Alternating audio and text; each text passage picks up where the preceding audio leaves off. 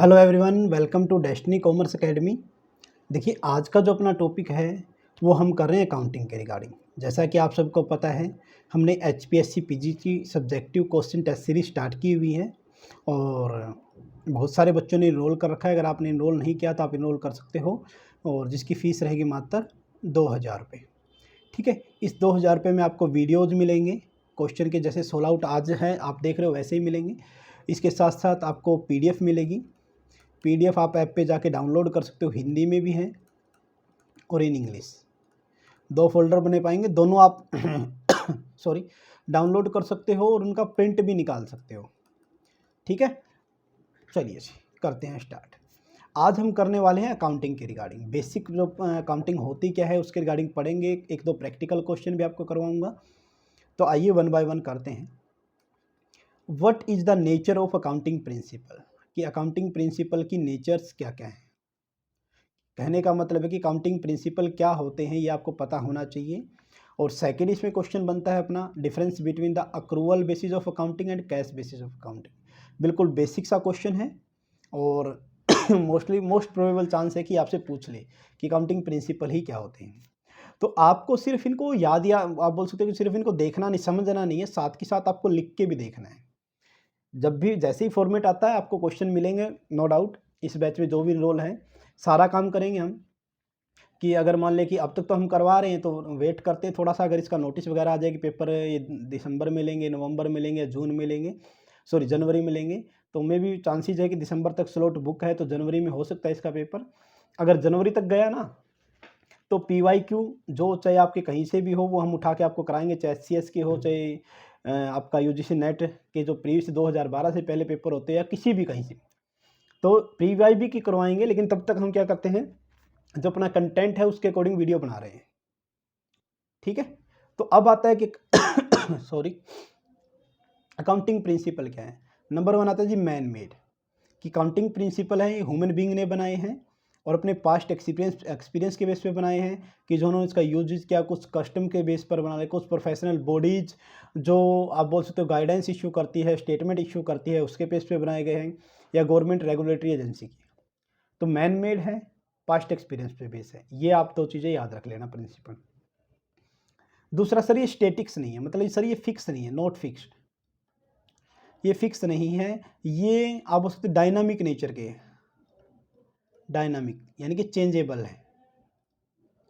किसके द्वारा चेंज हो सकते हैं सर अकाउंटिंग प्रिंसिपल? लीगल कानून के द्वारा, सोसाइटी के द्वारा, या फिर इकोनॉमिक एनवायरनमेंट के द्वारा, या फिर ऑर्गेनाइजेशन की नीड के अकॉर्डिंग भी इसमें आप चेंज कर सकते हो।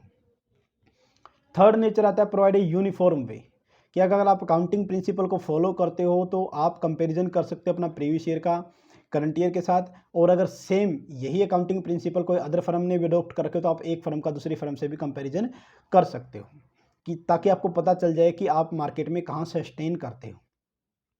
तो accounting principle provide uniform of treating accounting information, help करती कंपैरिजन के अंदर। सबसे जरूरी है कंपैरिजन, यूनिफॉर्मिलिटी का मतलब ही यहाँ पर कंपैरिजन करने के लिए दिया गया है। तो आइए नेक्स्ट अपना जो सेकंड पार्ट बनता था इस क्वेश्चन का, वो बनता था अक्रूवल बेसिस और कैश बेसिस पे। मोस्ट प्रोबेबल क्वेश्चन यहाँ पर आता है आपका। तो अक्रूवल बेसिस ऑफ अकाउंटिंग और कैश बेसिस ऑफ अकाउंटिंग में डिफरेंस क्या है? सबसे पहले मीनिंग, इसने बोला कि सर अक्रूवल, वैसे मैं लिख देता हूँ यहाँ पर समझ में आ जाएगा आपको। अक्रूवल का मतलब होता है कैश और नॉन कैश। ठीक है, यानी कि अकरेंस बेस पर, अकर कब हुआ था। और ये आता है ओनली कैश, कि कैश रिसीव होगा, पेमेंट करेंगे तभी एंट्री करेंगे, कैश है। और ये ड्यू डेट भी बोल सकते हैं आप इसको ना, ड्यू डेट पे।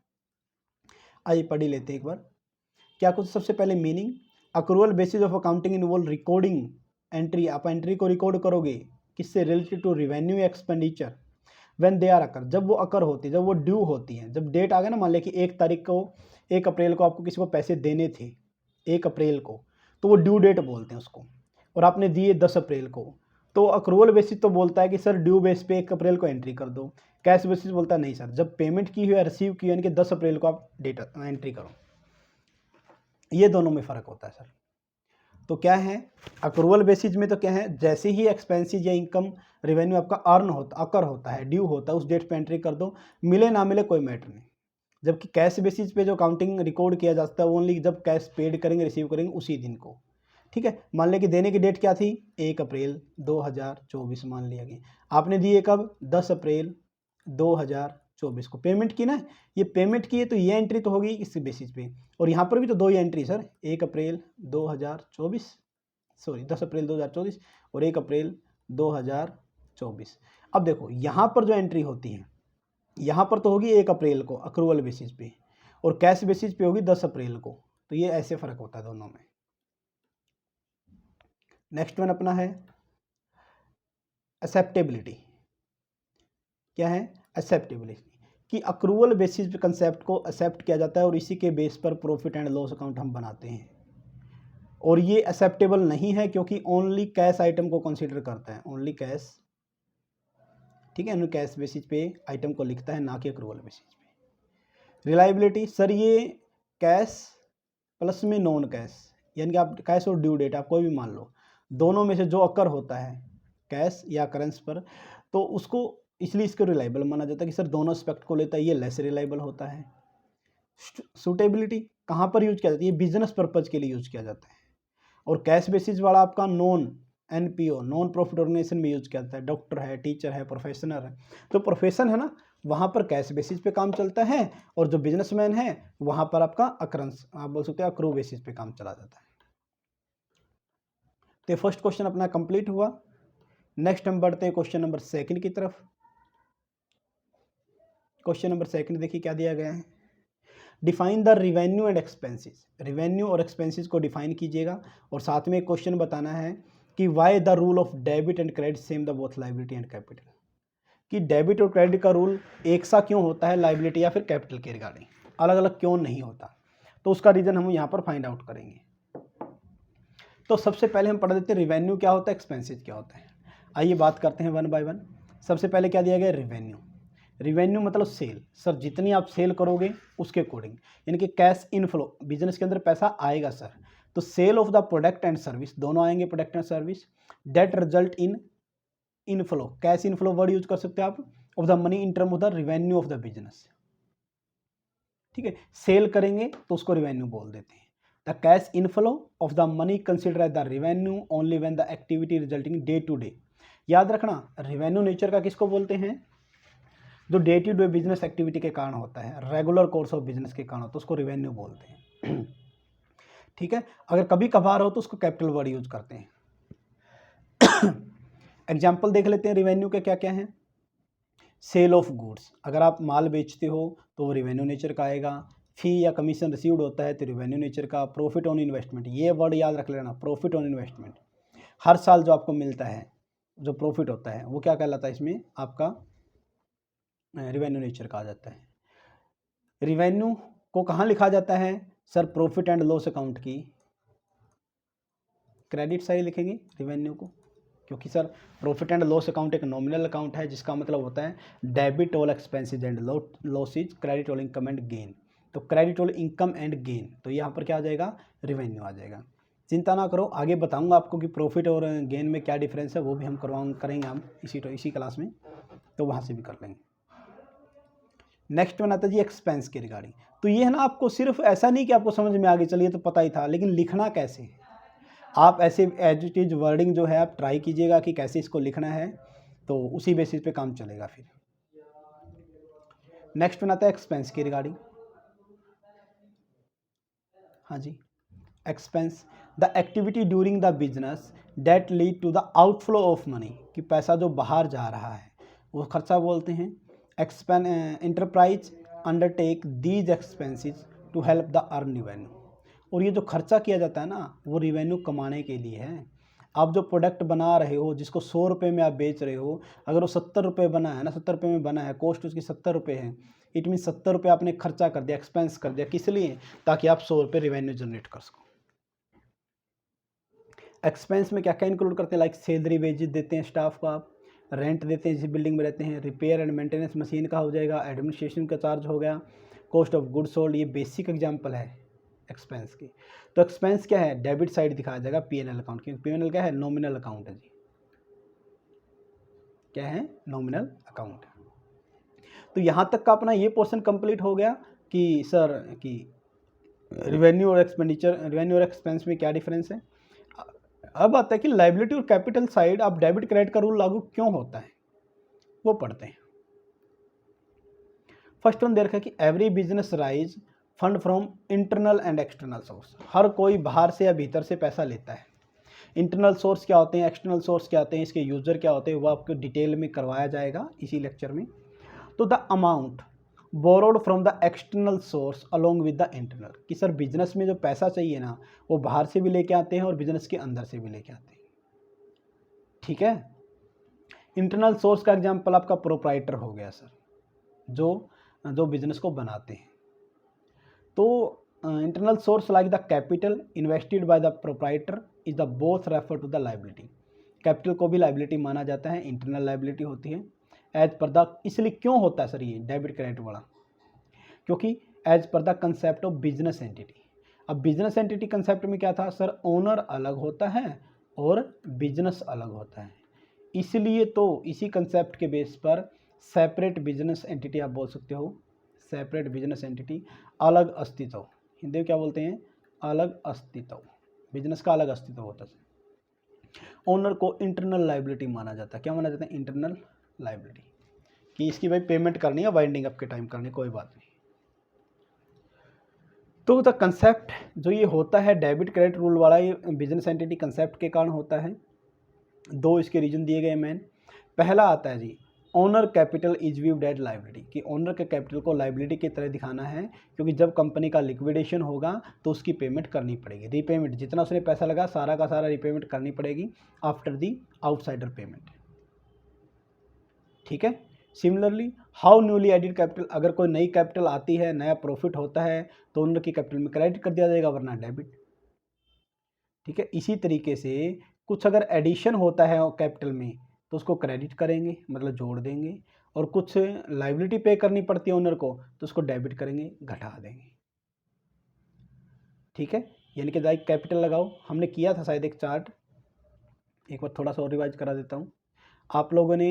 हाँ, incompleted record single entry system में किया था। क्या किया था, ओपनिंग कैपिटल, ऐड करते हैं एडिशनल कैपिटल, कोई लगाई है तो लेस करते हैं ड्राइंग। ठीक है। और ऐड करते हैं कोई भी प्रॉफिट हुआ है तो लेस करते हैं लॉस, तो हमारे पास क्लोजिंग कैपिटल आ जाता है। क्या देता है, क्लोजिंग कैपिटल। ठीक है। और यहां पर जोड़ने का मतलब देखो क्या है, यहां पर ऐड करने का मतलब होता है क्रेडिटेड करना, और लेस करने का मतलब होता है डेबिटेड करना।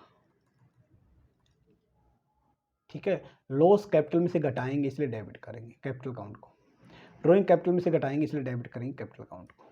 ठीक है। तो liability paid it decrease the liability and debited. Similarly how net profit and loss, how net losses, ये कैपिटल अकाउंट से घटाते हैं, और अगर कोई प्रॉफिट हुआ तो कैपिटल अकाउंट में जोड़ते हैं। जो मैंने चार्ट बनाया इन दोनों पॉइंटों में वही बताया गया है। तो दो टॉपिक थे अपने इसमें, एक तो रिवेन्यू, और आप बोल सकते हो कि रिवेन्यू और वेट ए मिनट, हाँ जी, एक तो था रिवेन्यू के रिगार्डिंग, एक था एक्सपेंस के रिगार्डिंग। ये दोनों हमने पढ़ लिए, इनके एग्जाम्पल हमने किए। फिर था why are the rule of debit and credit same for the both liability and capital के लिए क्यों होता है, क्योंकि सर कैपिटल को ही लाइबिलिटी मानते हैं इंटरनल। नेक्स्ट टॉपिक अपना देखिए क्या दे रखा है, टेल अबाउट द जीएसटी क्या होती है और अक्रूवल बेसिस ऑफ अकाउंटिंग क्या होती है। अभी पढ़ के आए थे डिफरेंस तो अक्रूवल का कैश का, तो कुछ आपको वहाँ भी हेल्प मिल जाएगी। और लास्ट क्वेश्चन आपको बताना है अकाउंटिंग और अकाउंटेंसी में डिफरेंस क्या है। हमने हर वो क्वेश्चन उठाया है ताकि पूरा का पूरा जो लेसन है वो टॉपिक कवर हो जाए। ठीक है। हर पॉइंट को कंसिडर यहाँ पर किया गया है। 3 मेन कंपोनेंट्स होते हैं जीएसटी के। पहली बात है जीएसटी क्या होता है, गुड्स एंड सर्विस टैक्स होता है सर, ये एक तरह का इनडायरेक्ट टैक्स होता है और डेस्टिनेशन बेस पे लगता है। किस बेसिस पे लगता है, डेस्टिनेशन। डेस्टिनेशन मतलब इसको कस्टमर को पे करना पड़ता है। ठीक है। थोड़ा सा समझाऊं क्या आपको डेस्टिनेशन वाला पॉइंट, लो आज कर लेते हैं। चलो यहाँ स्पेस है तो थोड़ा सा करवा देता हूँ। देखिए, मान लिया कि एक पर्सन है ए, कौन है ए, ये है मैन्युफैक्चरर। एक पर्सन है बी, ये है wholesaler. Wait a minute, थोड़ा सा मैं आपको यहाँ पर एक स्लाइड लेके करवा देता हूँ अच्छा सा। हाँ जी, दिख गया। तो क्या है, एक पर्सन है ए, ये क्या है मैन्युफैक्चरर। एक पर्सन है बी, ये क्या है होल सेलर। ठीक है, एक पर्सन है सी, ये है रिटेलर। और एक पर्सन है डी, ये है कस्टमर। पहले तो ये चीज़ याद रखनी है। दूसरा, ये क्या है, ये ओरिजिन है जहाँ से आपकी एंट्री स्टार्ट हुई है। और ये क्या है, ये है डेस्टिनेशन। ठीक है, ये क्या है ओरिजिन, एन आएगा लास्ट में, बस ये डेस्टिनेशन है। अब मुद्दा क्या है कि इसने मान लिया कि 1000 रुपये का कोई प्रोडक्ट था, 1000 रुपये कॉस्ट आई, विद प्रॉफिट इसका इंक्लूड है, कॉस्ट प्लस मार्कअप, इसने मार्जिन प्रॉफिट इंक्लूड कर रखा है। और इसके ऊपर 10% टैक्स देना है, जीएसटी। तो 10% बन गया सर 100 रुपये, मतलब 1100 रुपये का सामान क्या कर दिया इसने, बी को बेच दिया होलसेलर को। कितने का बेचा बी को, 1100 रुपये का। सर ये 100 रुपये टैक्स का इसका क्या करना है, जो 100 रुपये टैक्स के भरे ना, किसने भरे, सर मैन्युफैक्चरर ने। किसको दिए, गवर्नमेंट को दिए। इसमें मान लीजिए सेंट्रल और स्टेट 50-50 है, तो 50-50 रुपये सेंट्रल स्टेट के खाते में डाल दिए। ठीक है, अब यहाँ पर हो गया ये वही जीएसटी रेट 10% लगा के चलो जीएसटी, तो कितना हो गया सर, ये 110 हो गया, तो टोटल 1210 रुपये हो गए। अब इस कंडीशन में क्या है, इस कंडीशन में क्या है देखिए, जो समझने वाला पॉइंट है। ए ने बी से कितने रुपए लेगा, सर 100 रुपये एक्स्ट्रा ले लेगा, क्योंकि 1100 में इंक्लूड है ना, तो 100 रुपये एक्स्ट्रा लिए, 50 सेंटर को 50 गवर्नमेंट को, और यही गवर्नमेंट को दे दिए, यानी कि इसने क्या कर दिया, गवर्नमेंट को दे दिए, सरकार को। अब बी 1210 रुपये, बी क्या करेगा, रिटेलर को 1210 में बेचेगा। अब 1210 में बेचेगा, अच्छा जी इसने दिया कितना है होलसेलर को टैक्स, सर 100 रुपये, यानी कि 110 में से 100 रुपये टैक्स दिया, तो 10 रुपये एक्स्ट्रा बच गए ना। सरकार बोलती है इसको, क्या बोलते हैं, इनपुट टैक्स क्रेडिट। इसका मतलब होता है sir ITC, input tax credit. सरकार बोलती है कि जो होलसेलर, तुमने जो मैन्युफैक्चरर को 100 रुपये दिए थे वो कट कर लो, और रिटेलर से जो 110 रुपये लिए हैं उनमें से, और बच गए 10 रुपये, इस 10 रुपये का एक काम करो, सेंट्रल स्टेट में डाल दो 5-5 रुपये में। ठीक है, ये क्या हो जाएगा, होलसेलर पॉइंट ऑफ व्यू से। तो आपने देखा मैन्युफैक्चरर ने जो गवर्नमेंट को दिए हैं 100 रुपये ब्याज के, सॉरी 100 रुपये जीएसटी के, वो होलसेलर से ले ली 50-50, इनको मैन्युफैक्चरर के घर से कुछ नहीं लगा। इसी तरह रिटेलर से 110 ले लिए, जबकि इस होलसेलर ने 100 दिए, तो 10 रुपये एक्स्ट्रा आ गए, वो सेंट्रल गवर्नमेंट के खाते में, स्टेट गवर्नमेंट के खाते में डाल दिया।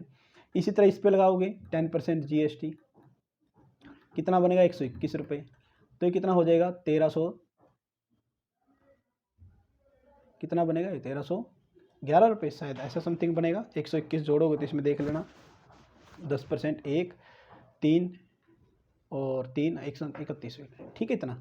अब मेरे को बताओ, ये कस्टमर को दे देगा कितने माल, 1331 रुपये में।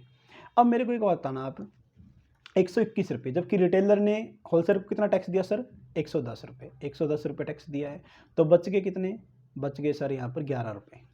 अब 11 रुपये वही सेंट्रल और स्टेट को दे देगा रिटेलर, कितने, 5.5 और 5.5, अगर 50-50 है तो रेशियो। ठीक है, अब कस्टमर को कितने दिए, 1300 रुपये। अल्टीमेट डेस्टिनेशन ने टैक्स भरा ना, किसने भरा, डेस्टिनेशन ने, यानी कि 1000 रुपये की कोई चीज़ थी, उसमें 331 रुपये जोड़ दिए, 1331 रुपये कस्टमर ने दिए। तो ये डेस्टिनेशन बेस पे, इनकी टैक्स की पेमेंट किसने की, ना मैन्युफैक्चरर ने की, ना होलसेलर ने की, ना रिटेलर ने की, बल्कि डेस्टिनेशन कस्टमर ने की है। किसने की है, कस्टमर ने की है। होप शो आपको समझ में आया होगा पॉइंट ये क्या है। और ये जो घटा रहे हैं ना हम, ये इनपुट टैक्स, ये भी इनपुट है यहाँ पर, इनपुट टैक्स क्रेडिट बोलते हैं इसको, क्या बोलते हैं, इनपुट टैक्स क्रेडिट। कि भाई ये जो होलसेलर है, ये इससे जो रुपये लिए हैं, कितने रुपये लिए हैं इससे रुपये लिए सर 121, ये सारे के सारे गवर्नमेंट को, मतलब सेंटर या स्टेट कौन देगा, इसने बोल रखा, सरकार ने बोला होलसेलर 121 रुपये आपने लिए, 110 रुपये आपने दे रखे थे, तो बाकी बच गया ना, बस वो हमारे खाते में डाल दो 11 रुपये, 11 बच गया ना, तो 11 रुपये हमारे खाते में डाल दो, 5.5 कर लेना, जितना ही बने देख लेना। ठीक है, तो इसी हिसाब से होता है। तो होप शो आपको समझ में आया होगा। तो नेक्स्ट चलते आगे, देखिए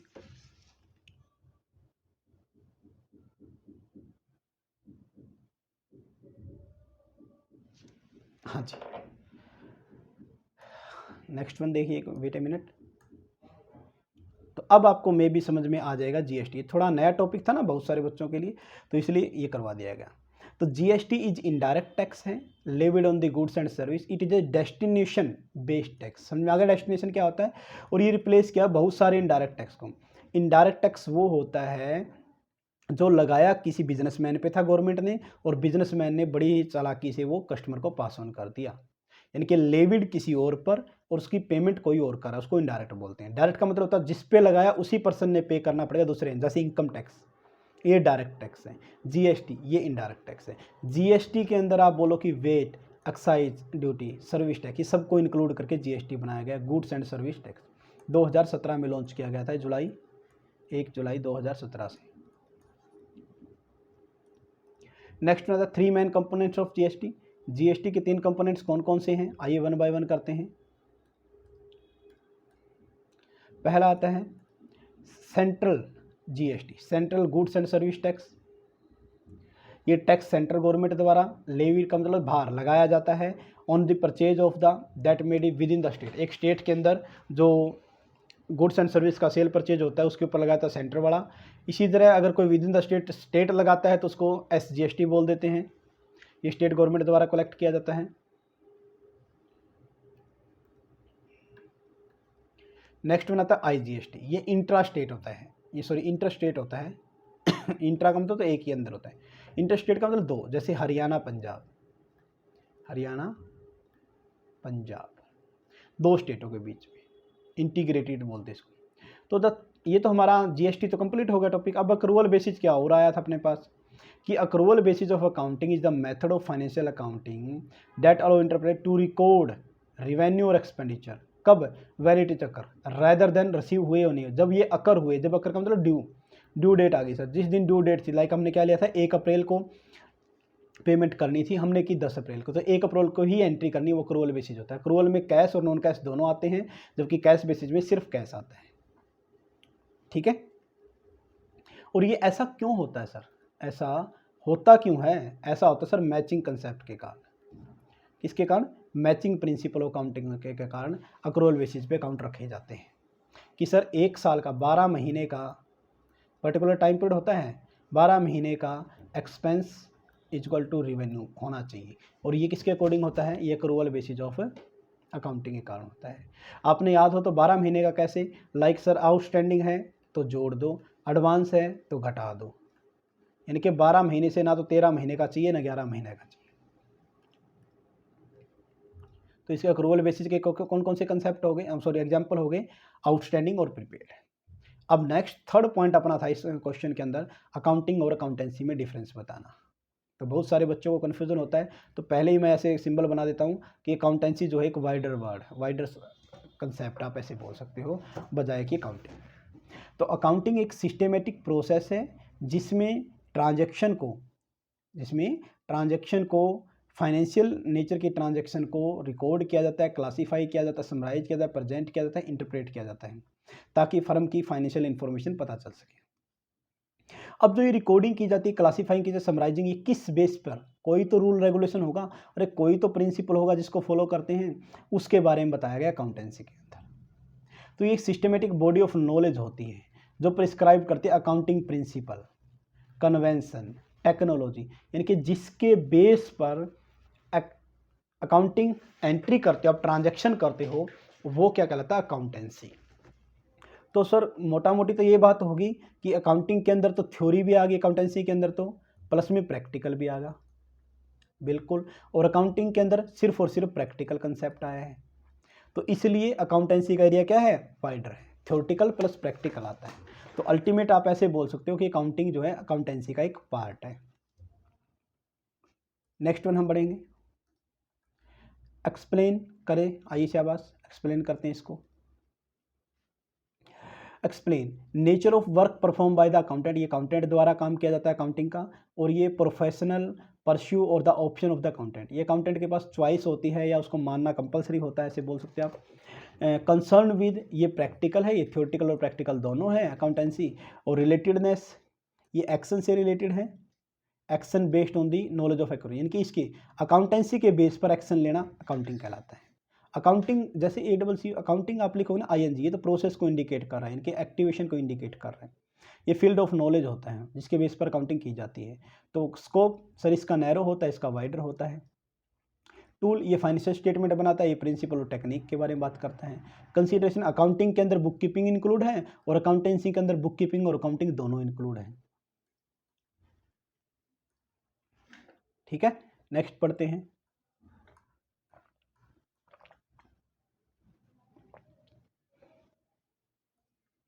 हाँ जी, क्या दिया गया है?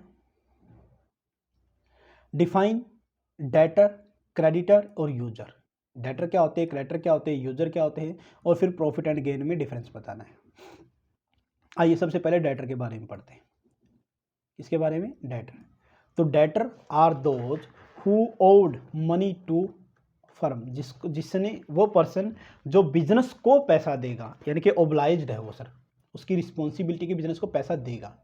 The money owed by the debtor is received during the course of business activity, यानी कि आप जिस पर्सन से पैसे ले रहे हो ना, वो जो ड्यूरिंग द कोर्स का मतलब होता है जो सेल परचेज करते हैं ना, उसके पैसे लेने हैं।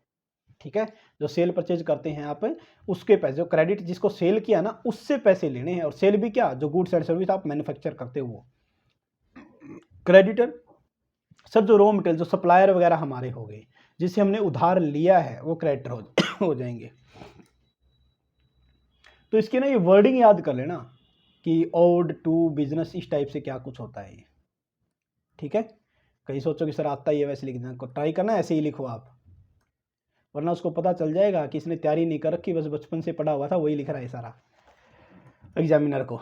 अकाउंटिंग इन्फॉर्मेशन, इसके यूजर कौन कौन से, इंटरनल एक्सटर्नल दो तरह के यूजर बनते हैं। तो फर्स्ट वन दिया गया है, accounting information is use by the various party inside और आउटसाइड द बिजनेस या ऑर्गेनाइजेशन के होते हैं, और इस इन्फॉर्मेशन के बेस पर वो क्या करते हैं, डिसीजन लेते हैं। तो दो कैटेगरी बनाई गई, पहले internal user comprise those who lie inside the organisation, जो एक ऑर्गेनाइजेशन मान लीजिए ऑर्गेनाइजेशन इसकी चार दीवारी के अंदर रहते हैं, वो आपका इंटरनल यूजर हो गया। ठीक है, और ये इंटरेस्टेड है फाइनेंशियल पोजीशन, बैलेंस शीट के जानने में और record of the business transaction के बारे में। और internal user have the direct access of the business financial record, और ये इनके हाथ में ही होते हैं क्योंकि यही बनाते हैं इनको सर रिकॉर्ड को। कौन कौन से, ओनर या स्टेक होल्डर हो सकता है, एम्प्लॉयज या वर्कर हो सकते हैं, मैनेजमेंट या मैनेजर बोल लो, प्रोप्राइटर या पार्टनर बोल लो, डायरेक्टर या कंपनी ऑफिसर बोल लो, और इंटरनल ऑडिटर इसके अंदर आ जाता है, इंटरनल डिपार्टमेंट इसके अंदर आता है, sale and staff officer. Normally तो तीन में नाम में पूरा आ जाता है, ओनर, एम्प्लॉयज और मैनेजमेंट। ये तीन ही वर्ड काफ़ी हैं, बाकी जो सारे दिए गए ना ये सारे इन्हीं के एब्रीवेट आप बोल सकते हो, यानी कि इन्हीं से निकाला गया है बाकी सारे, जैसे लाइक स्टेक होल्डर ओनर को ही बोलते हैं ना, प्रोप्राइटर ओनर ही है, पार्टनर ओनर ही है, ठीक है, एम्प्लॉयज डायरेक्टर ही एम्प्लॉयज आ गए सारे। तो ये एक तरह की इसी के पार्ट है, लेकिन ये इसलिए लिखा गया है ताकि आपको थोड़ा सा याद रहे, टू द पॉइंट। भाई ये ना हो कि सर जी आपने तीन ही लिखा है, आगे पेपर में बहुत ज़्यादा या लिखने बहुत ज़्यादा पड़ेंगे हम सर, तो ये उसके रिगार्डिंग है। ठीक है, क्योंकि बातों को यहाँ पर बढ़ा चढ़ा के भी बोलना है, लेकिन क्रक्स ऐसा नहीं कोई एक्सटर्नल वाला इंटरनल में घुसा दिया प्रॉब्लम आ जाती है, खासकर इन्वेस्टर के साथ देते हैं बहुत सारे लोग, ऐसे नहीं करना। एक्सटर्नल यूजर वो होते हैं जो बिजनेस के आउटसाइड, मान लीजिए बिजनेस है इससे बाहर रहते हैं, और जो इंटरेस्टेड है फाइनेंशियल पोजीशन जानने में और बैलेंस शीट, मतलब आप लाइक बैलेंस शीट और प्रॉफिट एंड लॉस के कारण। और एक्सटर्नल यूजर के पास कोई एक्सेस नहीं होता फाइनेंशियल रिकॉर्ड का। तो एक्सटर्नल यूजर में क्या क्या इंक्लूड किया जाता है, आइए पढ़ लेते हैं। इन्वेस्टर एक्सटर्नल होता है, क्या होता है investor, external. Government, consumer external होता है, general public, bank and financial institution external होते हैं, गवर्नमेंट अथॉरिटी, क्रेडिटर एक्सटर्नल होता है। तो ये है ना, आप एक काम करना, इंटरनल वाले वो पॉइंट मैंने दिए थे वो याद कर लेना, ये तो आप एक बार पढ़ोगे तो भी याद हो जाएंगे। दिक्कत ये कि मिक्सअप मत करना, बस यही गलती सबसे बड़ी होती है। फिर आता है difference between the profit and gain as mention below, profit and gain के बारे में दिया गया है। फिर आता है profit is consider as having the, profit कब होगा सर, प्रॉफिट होगा जब रिवेन्यू ज़्यादा हो एक्सपेंडिचर से, तो प्रॉफिट होता है। सर गेन कब होता है, गेन रेफर करती है ग्रोथ को, कि फर्म की वैल्यू ऑफ एसेट प्रॉपर्टी में ग्रोथ होता है, उसको गेन बोलते हैं। Profit generated from the normal course of business, और gain abnormal course of business आप बोल सकते हो। ठीक है, profit shared with the shareholder, gain are use in the working of the business, gain business में काम करने के लिए यूज किया जाता है इसका पैसा। तो होप शो ये कुछ डिफरेंस था तो आपको समझ में आ ही गया होगा। नेक्स्ट वन बढ़ते हैं। इस टाइप का क्वेश्चन मैंने बनाने की कोशिश की कि मैंने 2-3 जगह देखे भी थे, तो इस टाइप के क्वेश्चन आ सकते हैं, तो मोस्ट प्रोबेबल तो हम भी कर लेते हैं। 1-2 क्वेश्चन मैंने पहले भी ट्राई किया हुआ है और अब भी कर रहे हैं। The document clarifying the purchase of sale of goods और एनी मॉनेटरी ट्रांजेक्शन, वह कौन से डॉक्यूमेंट है जो सेल या परचेज ऑफ गुड्स से रिलेटेड है, उनको वाउचर बोलते हैं। आगे कराऊंगा कि वाउचर क्या होता है, सोर्स ऑफ डॉक्यूमेंट में डिफरेंस क्या है, वो भी करेंगे हम। नेक्स्ट वन, वो थिंग्स या प्रॉपर्टी कौन सी है जो किसी बिजनेस को स्मूथ चलाने में हेल्प करती है, ठीक है, which are owned by the business की होती है, उसको एसेट बोलते हैं। क्या बोलते हैं? एसेट्स बोलते हैं। या अनसोल्ड गुड, अब तक जो सामान बिका नहीं है साल के एंड में, उसको क्या बोलते हैं? क्लोजिंग स्टॉक बोलते हैं। एसेट से ज़्यादा, एसेट ज़्यादा है लाइबिलिटी से, तो उसको कैपिटल बोलते हैं, ठीक है। कैपिटल का फॉर्मूला एसेट माइनस लाइबिलिटी। इसके बाद नेक्स्ट बताया गया है, the journal entry that are subdivided into a number of book of original entry is called, उसको क्या बोलते हैं? यानी कि जर्नल, जब कोई फर्म बड़ी हो जाती है ना, तो जर्नल एंट्री नहीं करेगी क्योंकि कॉम्प्लिकेटेड हो जाएगा, तो उस कंडीशन में वो सब्सिडरी बुक बनाते हैं। सब्सिडरी बुक में क्या क्या इंक्लूड करते हैं? सब्सिडरी बुक में देखिए हम इंक्लूड करें तो जर्नल प्रॉपर, जर्नल प्रॉपर मतलब जो एंट्री कहीं भी नहीं आएगी ना, सब 8 तरह की सब्सिडरी बुक होती है, वो सारी एंट्री जर्नल प्रॉपर में डाल देंगे। पहला नंबर आता है सर कैश बुक। पहली सब्सिडरी बुक कौन सी? Cash book. दूसरी परचेज, तीसरी परचेज रिटर्न, चौथी सेल, पांचवी सेल रिटर्न, छठी बीआर, सातवीं बीपी। याद रखना डेटर नहीं आएगा, क्रेडिटर नहीं आएगा, जो आप कंफ्यूज करते हो। बीआर बीपी आएगा, हाँ नो डाउट। बिल्स रिसेबल का मतलब होता है डेटर, ठीक है। इनके बिल्स रिसेबल जो आपके दिए गए हैं, डेटर प्लस बीआर हम बोल सकते हैं ना, उसको अकाउंट रिसेबल बोलते हैं। तो यहाँ पर बिल्स रिसेबल की एंट्री आएगी, कहीं आप डेटर नाम लिख दो। नेक्स्ट वन आता है question number 6, इनुमरेट information need of the management. अब ये ना देखो क्या दे रखा है, इनुमरेट the information need of the management. Actually में ना ये जो आप बोल सकते हो काउंटिंग की एडवांटेज पूछ रहा है, तो मैंने ओब्लिक लगा के लिख दिया कि एडवांटेज के बारे में बता रहा है, लेकिन क्वेश्चन देखो कैसे घुमा के दे दिया। तो इस टाइप के क्वेश्चन भी हम जानबूझ के आपके सिलेबस में करवा रहे हैं, ताकि आप इससे थोड़ा सा फेमिलियर हो जाओ कि इस टाइप के क्वेश्चन आएगी तो हमें क्या करना है। और नेक्स्ट बतानी प्रोसेस, और फिर डेबिट नोट क्रेडिट नोट में डिफरेंस। बहुत सारे बच्चे कंफ्यूज होते हैं डेबिट नोट क्रेडिट, वैसे तो याद हो जाता सारी चीज़ें, तो ऐसे ऐसे पॉइंट उठाए गए हैं जिसमें कन्फ्यूजन ज़्यादा होती है। Like manager need the information advantage, या एडवांटेज मैनेजर को इंफॉर्मेशन अकाउंटिंग बिजनेस के लिए क्यों चाहिए, कि मैनेजर को क्यों इंफॉर्मेशन चाहिए फाइनेंशियल अकाउंट से, या इसकी एडवांटेज क्या? सबसे पहले प्लानिंग करने के लिए, क्योंकि इसी प्लानिंग के बेस पर डिसीजन लेगा मैनेजर। दूसरा आता है सर सिस्टमेटिक रिकॉर्ड रखने के लिए, उसके लिए आपको सोर्स ऑफ डॉक्यूमेंट वाउचरिंग आपके पास चाहिए। तीसरा आता है सर फाइनेंशियल रिपोर्ट बनाने के लिए, चाहे कॉस्ट है प्रॉफिट है कोई भी लगा लो, कि बिजनेस अच्छे से काम कर रहा है नहीं कर रहा। और चौथा आता है सर कंपैरिजन करने के लिए, ताकि एक प्रीवियस ईयर का करंट ईयर से कंपैरिजन कर सके और एक फर्म का दूसरी फर्म से कंपैरिजन कर सके, अगर उन्होंने यूनिफॉर्मिटी अपनाई हुई है अकाउंटिंग प्रिंसिपल मेंटेन करने में। तो ये मैनेजर को कुछ बेनिफिट हो गया आपको यहाँ पर, याद कर लेना इस सब चीज़ों को, ठीक है। फंडामेंटल स्टेप अकाउंटिंग प्रोसेस का बेसिक्स है सर। पहले आइडेंटिफाई करना फाइनेंशियल नेचर के ट्रांजैक्शन। 2 तरह के ट्रांजैक्शन होते हैं, फाइनेंशियल नॉन फाइनेंशियल। फाइनेंशियल जिसको आप कैश में कन्वर्ट कर सकते हो, नॉन फाइनेंशियल जिसको कैश में कन्वर्ट नहीं कर सकते। नॉन फाइनेंशियल का मतलब क्या होगा, जैसे मान लिया कि एक मैनेजर ने किसी इंप्लॉयज की पीठ थपथपा दी, मतलब वेल डन बेटा अच्छा काम करता है, अब वो वर्कर ज़्यादा मोटिवेट हो गए, ज़्यादा यूनिट प्रोडक्शन कर रहा है, नो डाउट बेनिफिट तो है संस्था को, लेकिन उसको लिख नहीं सकते, वो नॉन फाइनेंशियल होगी। फाइनेंशियल नेचर की ट्रांजैक्शन कौन सी होगी, लाइक आपने एसेट खरीद ली, सेल कर दिया, वो सारी की सारी फाइनेंशियल नेचर की ट्रांजैक्शन। और फाइनेंशियल नेचर की ट्रांजैक्शन को भी हम यूनिट में नहीं लिखते, नंबर्स ऑफ ऑब्जेक्ट में नहीं लिखते। लाइक 4 चेयर खरीद के लेके आए आप, 4 चेयर, तो अकाउंट में एंट्री 4 चेयर नहीं लिखेंगे, बल्कि इसको मॉनेटरी टर्म में कन्वर्ट कर लिखेंगे। मान लीजिए एक चेयर है 1000 रुपये की, तो 4000 रुपये की एंट्री करेंगे। यानी कि पहले फाइनेंशियल नेचर और नॉन फाइनेंशियल में फाइनेंशियल सेलेक्ट करो, और फिर फाइनेंशियल में भी आप गुड्स की फॉर्म में ना लिखकर उसको पैसे में कन्वर्ट करके लिखोगे, इसको बोलते हैं मॉनेटरी ट्रांजेक्शन, ठीक है। दूसरा आता है उसको रिकॉर्ड करना, बुक ऑफ ओरिजिनल एंट्री, इनके जर्नल में रिकॉर्डिंग की जाती है।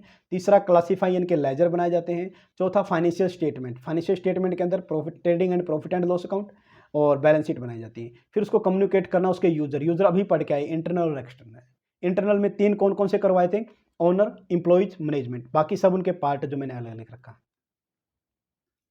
नेक्स्ट बनाता है जी comparison between debit note credit note. वेस्ट आप बोल सकते हैं मोस्ट इंपॉर्टेंट टॉपिक जो उठाया जाता है एग्जामिनर से, एग्जामिनर सब्सिडरी बुक से उठाता है, वो ये है। Debit note is a document which reflect that a debit is made to the other party. आप किसी दूसरे पार्टी के खाते को डेबिट कर रहे हो। मान लें कि आप राम हो, श्याम के खाते को डेबिट करना, डेबिट नोट। श्याम के खाते को क्रेडिट करना, क्रेडिट नोट। सर डेबिट कब करेंगे, सॉरी किस इंक से करेंगे, ये ब्लू इंक से डेबिट DB, और क्रेडिट CR, ठीक है, रेड इंक से करते हैं। जो डेबिट नोट होता है वो पॉजिटिव अमाउंट को रिप्रेजेंट करता है, क्रेडिट नोट जो होता है नेगेटिव अमाउंट को रिप्रेजेंट करता है। अब सबसे मोस्ट इंपॉर्टेंट टॉपिक जो इससे आप फैमिलियर हो कि sir purchase return book debit note लिखते हैं, cell return book credit note लिखते हैं, बस इसको रट लो भाई, डेबिट परचेज। वैसे भी तरीका है, बताऊँ आपको क्या कर सकते हैं, आप ऐसे लिखते हो ना, purchase account debit, sale account debit, ऐसे याद करने के लिए, ठीक है, परचेज रिटर्न, सेल रिटर्न।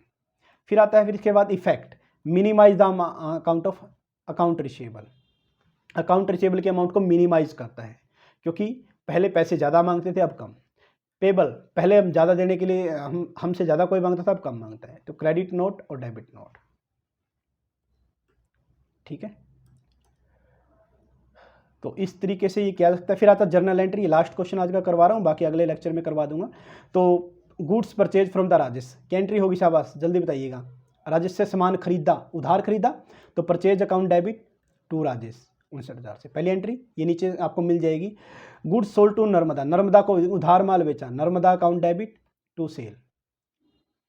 तीसरी entry, insurance premium paid by the cheque, insurance premium दिया तो इंश्योरेंस प्रीमियम अकाउंट डेबिट खर्चा है, और टू बैंक, चेक का मतलब बैंक यहाँ पर आ जाएगा। चेक मिला मंजू से, मन्नू से, तो bank account debit to Mannu, ठीक है। सेम को कैश दिए 14,000 रुपये, तो कैश गया तो to cash.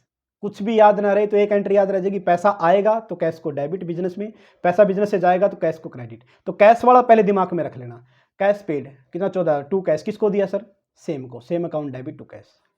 Payment to salary, salary दी, salary account debit to cash, ठीक है। Good purchase from John, John से माल खरीदा उधार, तो क्या करेंगे, purchase account debit to John 32,000 रुपये।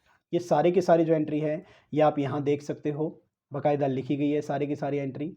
डेट लिखना है, ये फॉर्मेट दे रखा है, जर्नल एंट्री का पर्टिकुलर है, जर्नल लेजर फोलियो बनाएंगे, डेबिट अमाउंट, क्रेडिट अमाउंट, ठीक है। लो जी, तो आज के लिए इतना ही करते हैं, बाकी आपका नेक्स्ट वीडियो में करेंगे, चिंता ना करो, बहुत लंबा करेंगे इसके अकॉर्डिंग। तो thank you all of you.